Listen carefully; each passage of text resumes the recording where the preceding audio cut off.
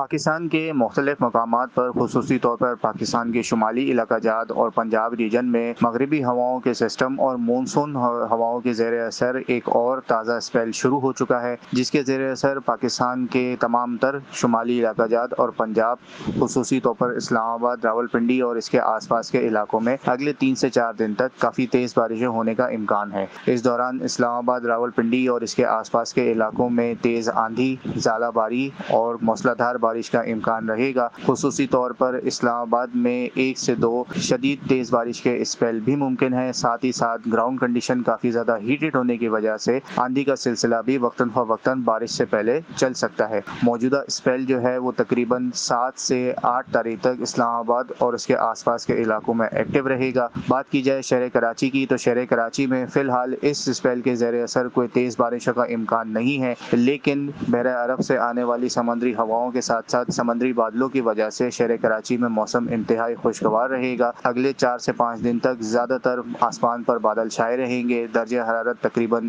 30 سے 33 ڈگری کے درمیان رہے گا۔ سمندری ہواؤں کی رفتار جو ہے وہ 20 سے 35 کلومیٹر فی گھنٹہ کی رفتار سے رہے گی۔ ساتھ ہی ساتھ صبح سویرے اور دیر رات کے اوقات میں ان سمندری بادلوں کی وجہ سے شہر کراچی کے اکثر مقامات پر کہیں بوندا باندی، کہیں فوار تو کہیں ہلکی بارش کا امکان موجود ہے۔ موجودہ سلسلہ شہر کراچی میں بھی اگلے 3 سے 4 دن ایکٹیو رہے گا۔